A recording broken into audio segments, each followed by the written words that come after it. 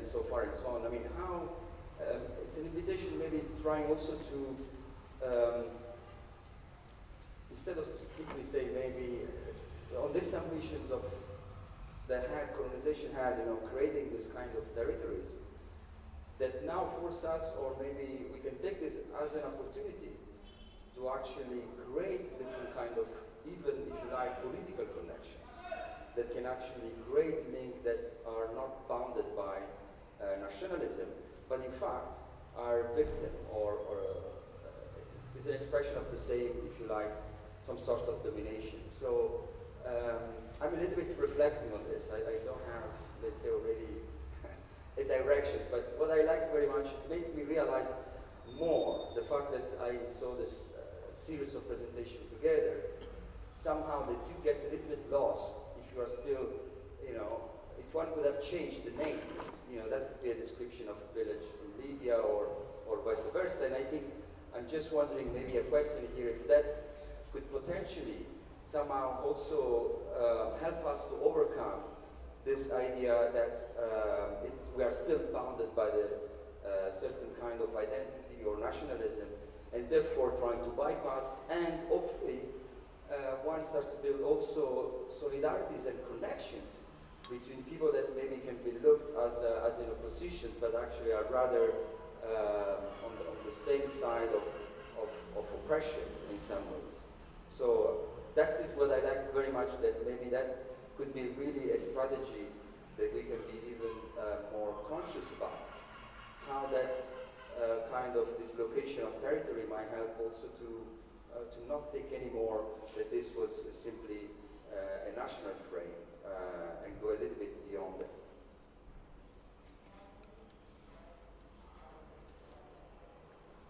Well, it's very interesting what you have just said, because in the past it happened, and the connection was between Venezuela and Morocco.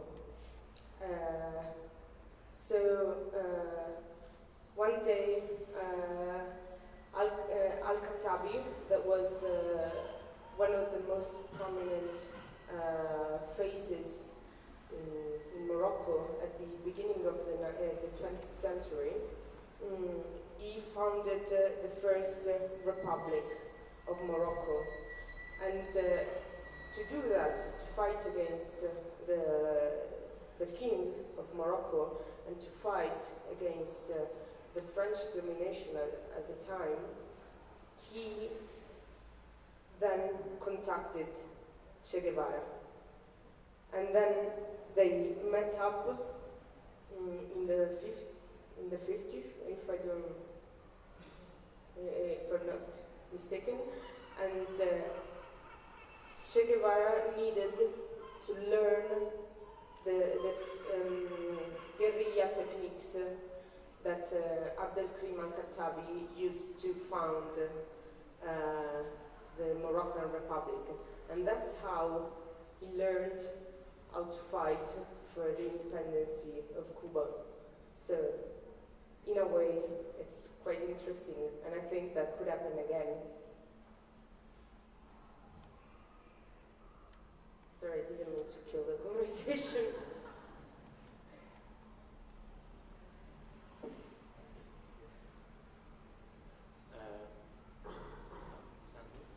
No, I guess maybe what a bit to try to continue. No, it's not that I have a very clear what I want to say, but it's also to try to throw some ideas and to come back maybe to one of the most important things that happened actually through colonialism, which is to obstacle people's freedom of movement. Because matter of fact, I mean, if you would think about the Middle East, and I still remember, I mean, my grandmother was speaking about her going from Jerusalem, having lunch in Amman, and now if we need to go to Amman, we need at least 8 hours to arrive to the city where my grandmother used to go in half an hour and have lunch there, right, and come back home.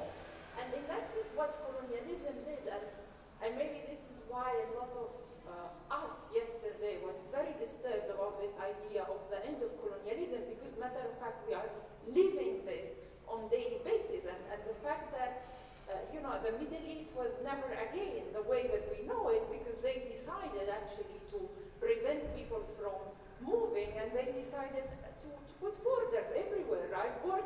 still there. And we are now witnessing even the whole collapse of these borders, creating a complete different other world that is still very much connected to this colonialism. And in that sense, without maybe putting again the point on the freedom of movement, something, we are in Palermo actually, and in this moment in time and in history, one of the things that are happening is still to preventing this freedom of movement, is still to stop people. So from one side you come to a place, you decide to put borders, you convince people that the life elsewhere is much better because here is modernity, here where you will become a better person, here where you will have a better life, right? And then you close your borders, prevent people from coming in. But by first place, I mean, you come to the land of these people to tell them that here is a better place. And we are still living this today. I mean, colonialism is still, if people are there on the borders, they are there as an effect of that colonialism, as an effect of a vision that was given of one world that is better than the rest of the world. And in that sense, we cannot, I mean, it's hurting for people that are still living that kind, and in that sense, you know, maybe I would like to a bit, I can understand this discussion of it changed in form. We might call it differently. This was a historical moment that ended. But the problem is that if you will put me in a condition that it ends and then we have to begin and rename things, then who will be held responsible for that colonialism that did not end for many people? To whom, I mean, how, if you would interrupt something that is not interrupted for other people, then who will be held actually responsible for what happened? And in that sense, I still believe that freedom of movement is in the middle of everything.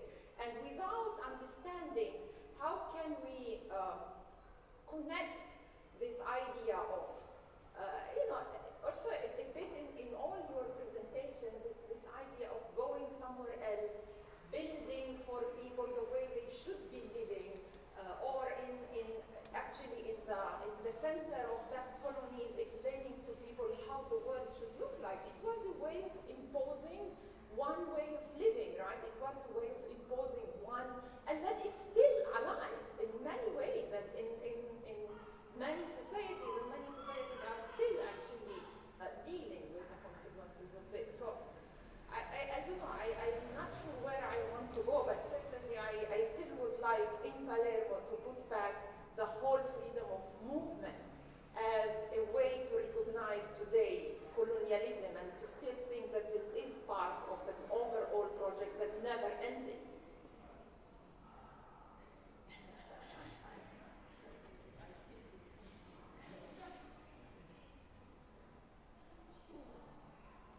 I was just thinking about what you were saying before about this kind of possible coalition among different people living in these situations, like repressed situation.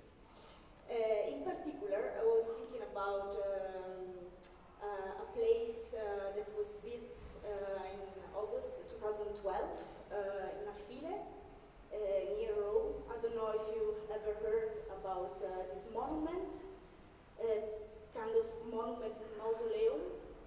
It's a building that was built to honor Rodolfo Graziani. Rodolfo Graziani was one of the most brutal fascist colonialist general that was doing the worst things in Libya and in Ethiopia as well. I can list many things, but the point was that this question of the heritage of the colonial past and the fascist past, it's still something really present in the form of having people still believing in this kind of ideology today and building in 2012 a monument. And I mean, you should see the building. It has, I'm not an architect, but the architecture that is used is going top of the building it's written Patria e Onore. It really looks like a fascist building. So, I mean, there were a lot of people complaining and making petitions. Ijabashego was one of the first that kind of started a movement to think about what to do, because this was built in 2012. So we are talking about architecture buildings that were built in the past, but still today this is happening actually. So the main question of Ijaba and many other people was we should actually destroy this building. This is the only solution we can have actually. And this was also the idea of this group of people that was established in Affile, that was the Anti-Fascist Committee. It was like a group of young people against this monument that was built. This city, it's a very small city, it's like thousands of people living there. And most of them, they are like rights people. So they were really like a small group against this, so they had a lot of pressure. And going back to the point of coalition, I was just looking back to my paper because what happened is that in Addis Abeba, the Visionary Youth Group, in collaboration with the Semayawi Party, I don't know how to mention, promoted on the 17th March 2013 a protest rally against Perseguition Mausoleum. And under the page, there is, I found like a video on YouTube of these people making this rally. And under the video page, it's written that the rally was dispersed after the current fascist regime in Ethiopia arrested more than 40 of the organizers. So I write here, could this be a manifestation of how fascism and colonialism continue to coexist? So just to make this link.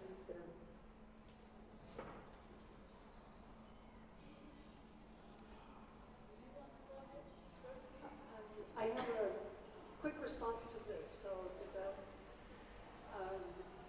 I don't know, you may have heard me guffaw. Yeah, I just, yes. So I did a kind of guffaw when you said Affile, because of course Affile.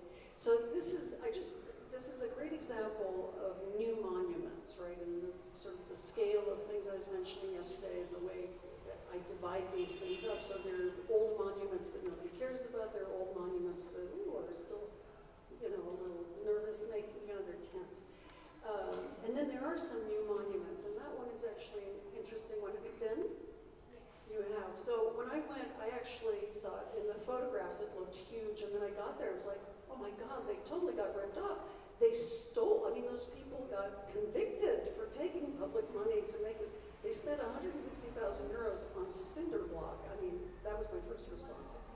Yeah, you're just like, what'd you do with the money, first of all? So, but the other thing, this though, is the kind of thing that I think it's worth adding. In all of Graziani's lifetime and after, his little trial that was for collaborating, he died, not a military death, he died of an ulcer in a hospital near his hometown of Filettino Affile. But here's the thing that I just think it's actually kind of weirdly useful. Thanks to that monument, he has now been condemned by the Italian public in a way that he never had been before. It's the kind of bifurcated power of the monument, because the reaction against it, at least made national news, even international news. So,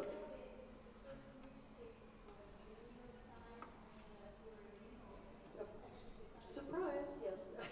Yes, that does not quite surprise me, but the backlash has actually been really big, partly thanks to Ijaba. I just wanted to add that because in a really strange way, some of these monuments can actually operate as reminders in what I would consider a good direction, like, oh, it's time it was acknowledged that Graziani was really a very, very bad man. So. Okay. Yeah, I also don't have very clear ideas, but I wonder if we can put some other sort of ideas or directions on the table. Yesterday, after the sort of the discussion, we were talking about fascism and colonialism as related but separate processes and structures of violence. And sometimes when we're talking, and also when listening to the talks, I realize, okay, now we're talking about colonialism, and then, oh, now we're talking about fascism. And maybe we mix them because they both projects of modernity, both relations of violence. But there are moments when they meet, and there are moments when they don't. And that's also something to think about. I place myself in this. So my personal political, social, historical experiences as an Iranian has been mainly around sort of the history of fascism in the country and how that shaped education. But my political education is in Palestine, which is a settler colonial concept. So my response to the fascist surroundings and the remnants of colonialism, ongoing colonialism in Palestine, has been a specific history of migration. And that's the history of migration that has brought me here today. So as I'm sitting here, I'm thinking about how these two structures of violence relate, and maybe how they relate to each of you, and how the relationship between these two has brought all of you here, all of us here for these 3 days to try to decolonize and then go to the separate parts of the world again. And I have to say, it's a bit, I feel a bit overwhelmed by the challenge or the prospects of trying to decolonize in this very short period, because at least also from the presentations, and I'm speaking now about colonialism, although it can also relate to fascist regimes, it bleeds into every part of your life. I mean, sort of what you had said, Andrea, of eating pasta as a national duty, right? It bleeds into the food, the way you see yourself, how you dress, how you see others, how we write histories, as we saw from the discussions yesterday. So to decolonize would mean to completely change how I eat, how I speak, how I dress, how I interact with others, how I raise kids, how I harvest the land. And so maybe it would be nice to think of maybe practical ways that we could, do one drop of decolonization. My very humble approach was to bring Iranian pistachios, which I'm sure have never been eaten in this sort of fascist structure ever before. So as to not to have the Sicilian pistachios, but the Iranian pistachios in this place is one drop in the ocean of decolonizing or unlearning, undoing, uprooting. But yeah, anyway, just some thoughts and challenges to emphasize.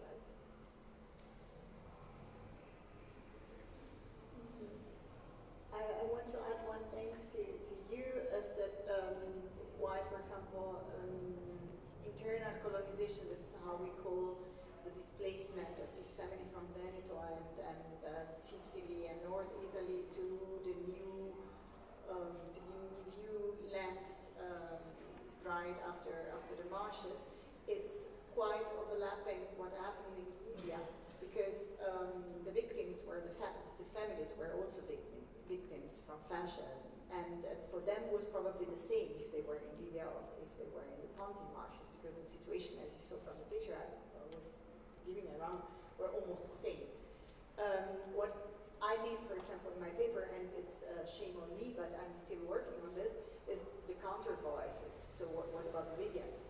The Libyans were also involved in everything, in the building up of the colony, in the works, and agrarian works with the family at the beginning, less afterwards. They were really kind of living close with the families, working with them, and became part of this strange society which developed after the end of fascism and after the war. So I think one element to start this decolonizing is to include also the voices of the others, for sure. So I miss the Libyans from my side.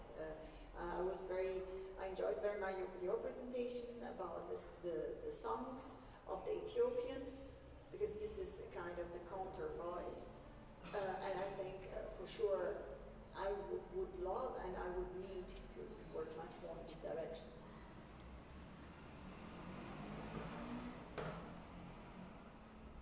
Just one small anecdote to continue on this. I didn't really say what happened to Arborea after the end of, after let's say the 1950s, where I ended my story, but it's still inhabited. And well, okay. So one thing is that it's the third producer of dairy in Italy. So wherever you go in Sardinia, you only find, in every supermarket, you find the milk in Arborea, because of course this then bringing the technologies of industrial agriculture really worked well. So how do you decolonize that? The anecdote is actually that Anna and I went into the Casa del Fascio. Okay, it's not there anymore, but whatever. Okay, so the ground floor has now become a kind of club for the retired people of Arborea, where they can play cards and drink coffee and whatnot. And then we went to the top floor, where there is this big assembly hall with also like not an oculus but a kind of dome, circular dome, which was supposed to be where the official ceremonies would take place. And it was the site where a group of gay male dancers were practicing. So I think that was quite a nice act of reclamation, and of course this is in a small town in Sardinia, which still today does not really accept or openly this kind of like ways of being, right? And I think that the point is that the society of a place like Arborea, a place like Arborea was designed for a very simplified social form, right? A heteronormative social form. So it's a really strange place to visit today, because it looks like it's almost decrepit and abandoned, but it's not. And it looks abandoned, and my argument is that it looks decrepit and abandoned because it's a place that cannot be reused in any meaningful way, because it was not designed for, I think, the complexities of the real world, so to speak.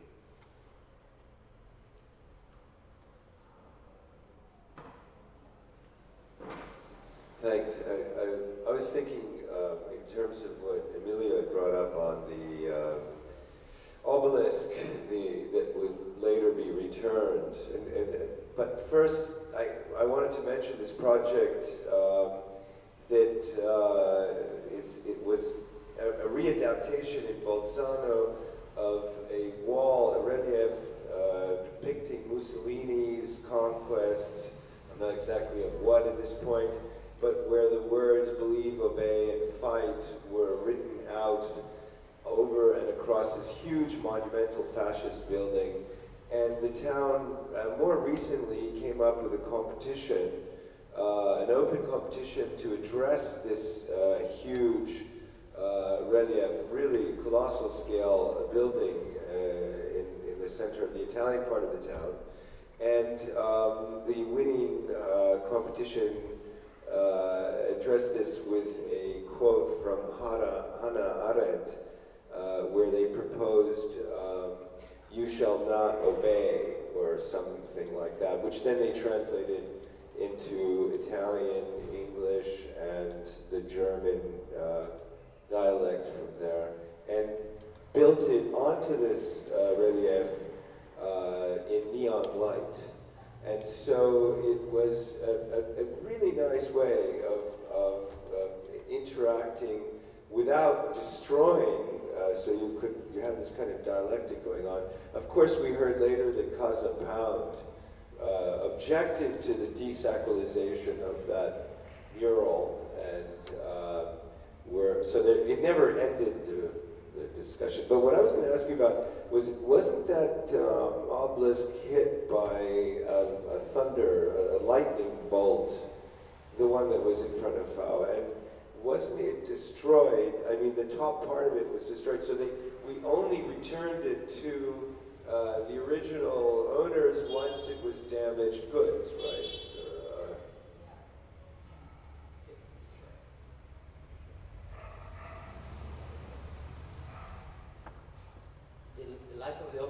very long and complicated. Also, there are many multiple layers of histories and kind of anecdotes that makes it very kind of interesting from the moment it was like exhumed, because it was also like the fascists like to say that they kind of made it, it was a proper imperial fete, but actually it was laying down because it was like taken down by an earthquake.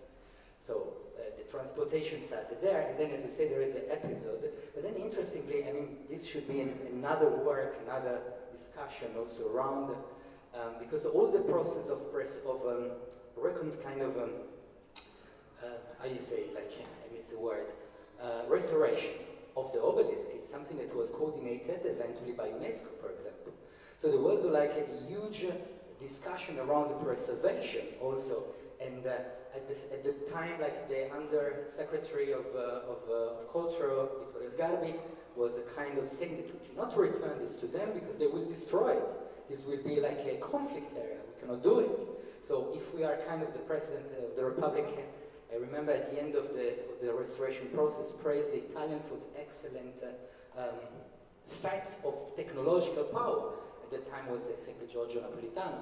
So there was like this kind of intersection of different discourses coming from liberals, post-fascist, ex-communist, so creating like a kind of very melange that was absolutely interesting also too. But from the preservationist discourses, I think that should be also addressed about the fact that when it was actually returned, there was a big kind of charade about all the technology that was used, and the member of the government at the time said that we are making a gift to Ethiopian identity.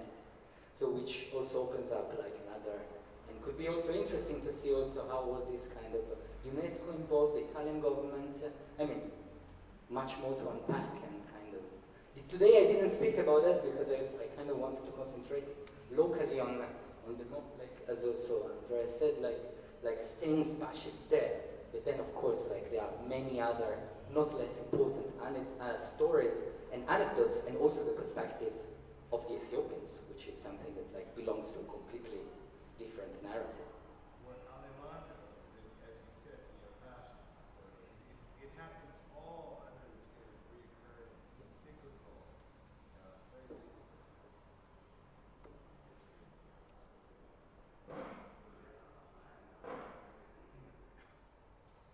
I mean, since there is no hands up in the sky now, I thought we might stop the second day. But I think it was also great that it was brought up, the time dimension. Of course, I mean, there is something we all struggle with, but then we have these 3 days for bringing up this question. And I mean, our attempt, this has been the first 2 days, and tomorrow there is also a third day, where we will, I mean, research open for everyone, and where we will have much more open forums. It's an evening just for continue this conversation and eventually create a coalition for reuse of fascist architecture. And even if we really don't know which directions this will take, this is a very open-ended attempt, but just in relation to this, that, I mean, this is a 3 days, and it's a continuation of conversations before, and hopefully tomorrow we can see how we can take this further.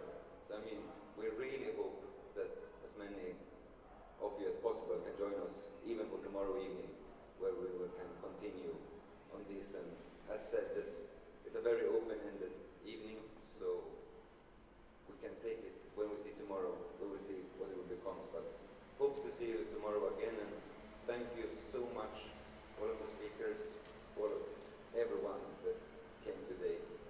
Thank you.